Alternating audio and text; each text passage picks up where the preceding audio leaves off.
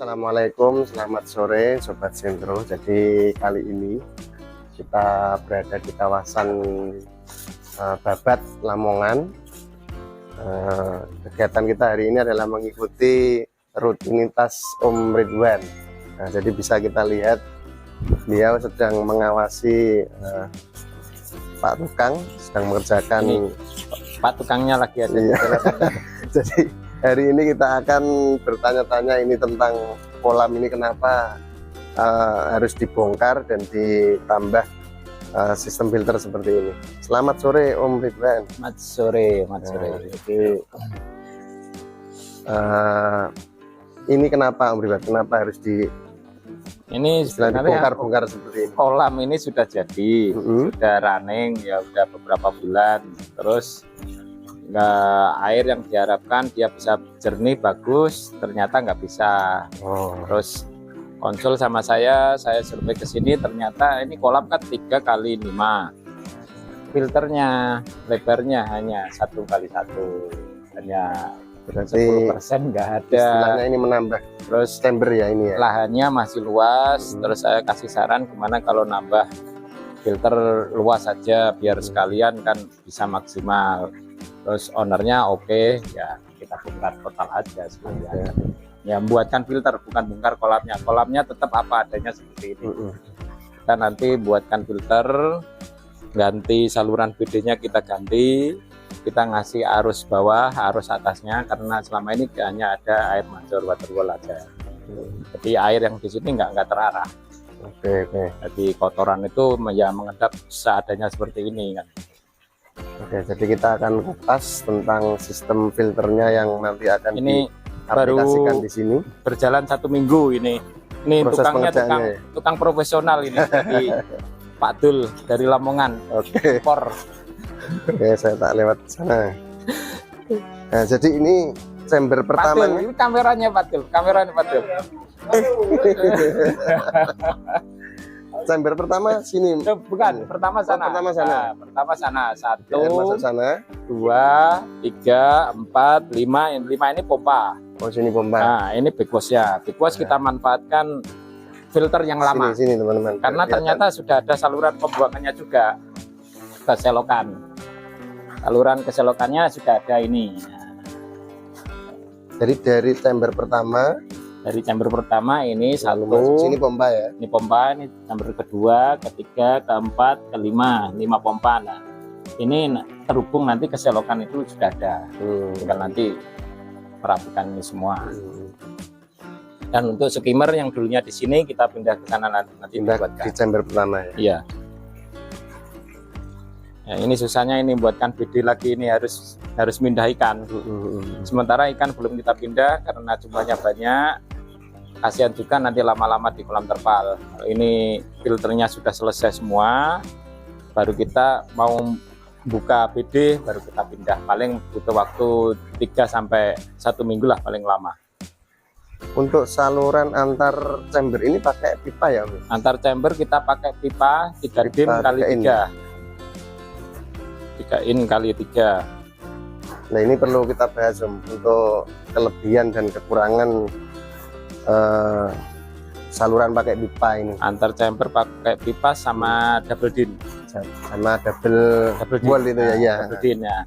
Kalau double din kita pengerjaannya itu ya sama-sama lebih mudah, sama-sama gampangnya lah kalau kita sudah bisa. Cuman ada kelebihannya kalau double din, kita kelebihannya adalah nggak mungkin ada tekor dari chamber 1 ke chamber 2 karena double din rata-rata kan luas, minimal kan 10 cm dari antar dinding ini kan. Ya, yang kedua kelebihannya kita menata media itu lebih mudah.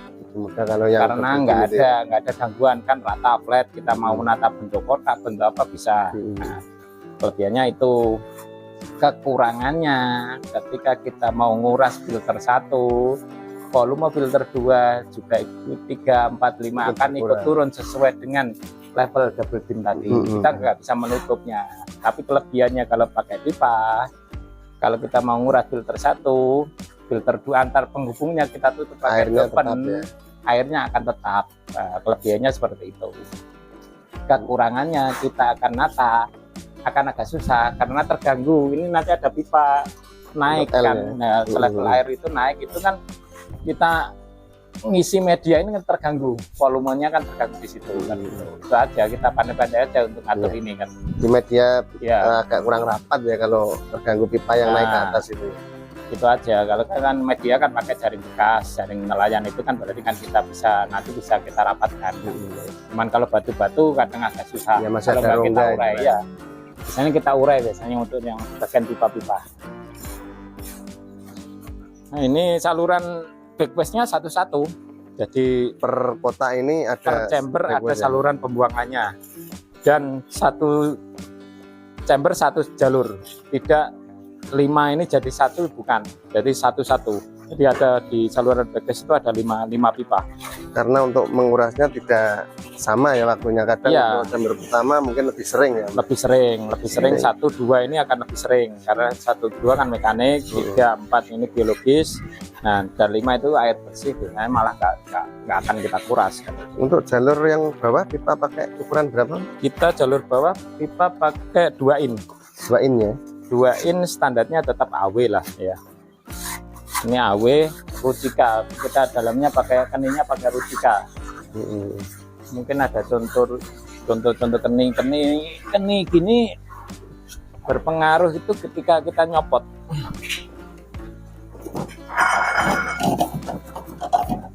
Nah, ini keningnya kita pakai kening standar gini karena kita kan copot pasang. Masuknya agak lebih dalam ya kalau ya. Iya, biar kan nggak ada bocor, biar ini awet.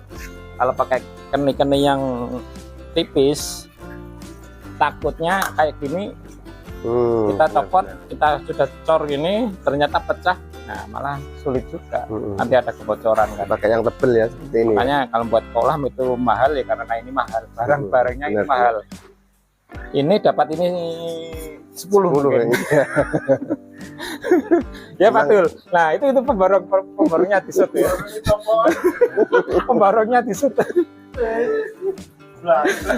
Memang kadang orang buat kolam itu males bikin sistem filternya karena memang habisnya hampir sama ya dengan. Iya, buat kalau sistem seperti ini 5 kali 5 meter kali 1 ini ya sama buat kolam ini hampir sama.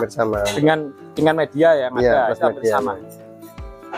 Karena yang ini jatuhnya sekitar 3,5 juta sampai 4 juta. Ini per meter kubiknya. Berarti kan 5 kali 4 ya hampir 20-an. 15 sampai 20, 17 sampai 20 juta ini tak loh. Jadi memang sebelum kita membuat kolam ya teman-teman, itu hal yang paling penting atau hal yang paling utama adalah sistem filterisasi yang benar. Ya harus menentukan. Jangan sampai seperti ini sudah jadi, sudah diisikan harus bongkar-bongkar lagi. Ya, karena memang itu jenuh airnya kotor terus ya. Kalau kita bongkar itu butuh biaya 2 kali. Bongkarnya apa yang sudah ada kita bongkar, tenaga juga biaya, kita kembalikan lagi juga biayanya akan lebih mahal. Kalau bukan lebih dari awal kita bangun 1 kali jadi mestinya 3 juta per meter bisa jadi. Kalau kita bongkar gini bisa-bisa 4 sampai 5 juta per meter ya. Untuk standar filter sendiri volume dengan kolam itu berapa? Minim kalau filter sih 20% lah. Rata-rata kita 30%. Ini kalau ini hampir 40 sampai hampir 50. Jadi semakin besar filter semakin bagus ya? Semakin bagus. Dan kita mau ngepush pakan ikan semaksimal mungkin masih lebih aman. Oke juga, aman. Normalnya untuk backwash ini setiap hari atau bagaimana? Backwash itu tergantung dari populasi ikan. Gitu. Dari populasi ikan otomatis dengan ikannya banyak, pakannya akan ikut banyak. Nah, dengan pakan banyak, ya kotorannya akan banyak juga. Nah, dengan seperti itu maka harus sering. Lebih sering lebih bagus ya? Ya, misalnya ke 1 kolam gini isi ikan 10 dengan isi ikan 100 kan ya beda pakannya. Yang beda kan itu. Jadi menyesuaikan sebenarnya ya. Jadi tidak harus setiap hari kita harus mengurangi air enggak. Lihat populasi. Tapi ya kalau bersih-bersih setiap hari rutin itu biasanya mekaniknya aja. Filter mekanik itu kan ada endapan, kotoran endapan, fesesnya ikan itu kan ngendap. Nah kita pagi kita buang itu lebih bagus. Untuk menghitung kebutuhan pompa sendiri, Kebutuhan pompa itu minimal 1 kali luas volume air. Jadi ini 3 kali 5, 15 kubik kali 1 itu meter untuk tingginya. volume kolamnya aja atau plus Total sama filter? filternya. Oh total. Jadi Ya. putaran air minimal itu 1 kali putaran air per jamnya. Jadi 5 meter kali 3 berarti 15 ketinggian 1 meter berarti 15 kubik, minimal 15.000 LPH. Minimal itu. Bagusnya standarnya 2 kalinya. 2 kalinya. Berarti pakai 30 LPH, 2 pompa, 16 kali 2 biasanya. Ini nanti pakai pompa atau air lift?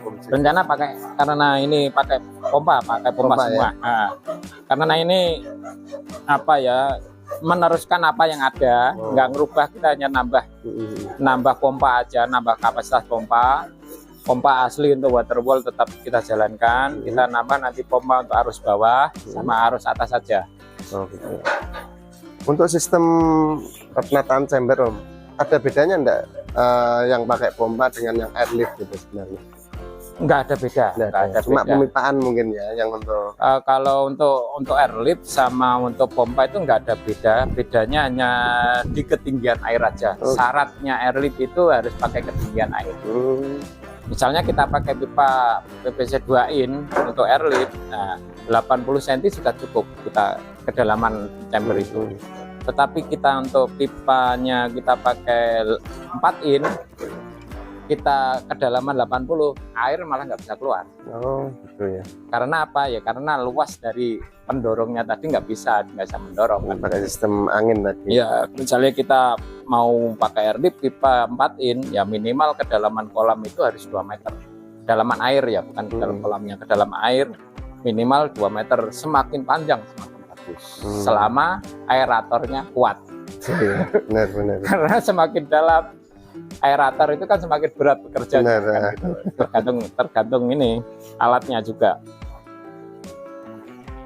Ini rencana media pakai apa aja, Om? Media seperti biasa, pakai jaring bekas, jaring nelayan bekas ya? itu yang biologis kita pakai batu karang. Dan manfaatkan media yang ini, makanya ini nanti untuk kebutuhan media sama pompa itu menunggu, karena yang lama kita pakai, kekurangannya baru kita nambah. Ini masih proses pengerjaan, teman-teman. Jadi memang berkali-kali kami bahas untuk pembuatan kolam itu sebelum membangun harus memang benar-benar matang untuk penataan. Harus ditentukan. Ya, makanya setiap kali saya misalnya ditanya orang suruh buat kolam, itu yang saya tanyakan pertama kali adalah sumber air itu di mana? Posisi pompa pipa sumber air itu di mana? Kita buang air itu kemana? Pasti saya tanyakan itu dulu. Karena kita butuh air dan kita akan membuang air kan. Nah, dan ini alhamdulillah pembuangannya sudah oke, sudah benar. Jadi kita hanya mengikuti level aja kan. Hanya ini hanya kita memperbesar filter.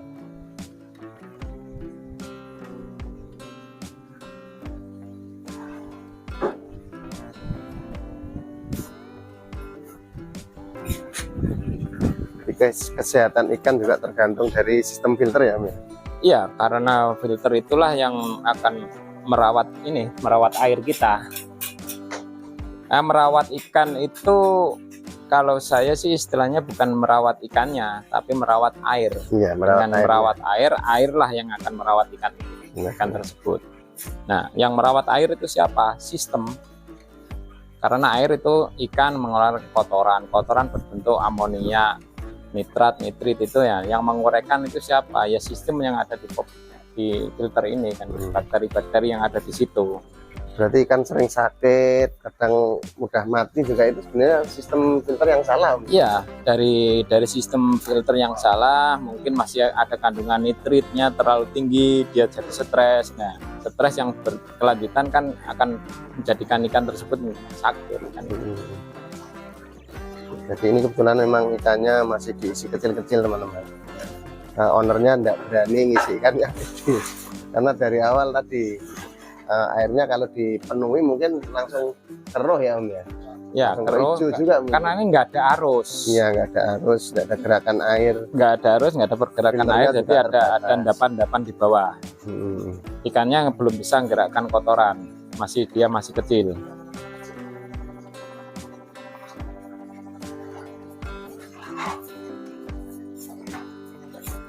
Ini masih proses pengerjaan teman-teman. Besok kalau sudah running kita akan review lagi hasilnya seperti apa. Jadi untuk sementara pembahasan kita sampai di sini dulu. Semoga bermanfaat. Jadi sekali lagi sebelum membuat kolam koi terutama yang perlu diperhatikan adalah sistem filterisasinya harus benar-benar baik dan sesuai standar yang sudah ditentukan ya. Oke teman-teman, terima kasih. Assalamualaikum warahmatullahi wabarakatuh. Salam.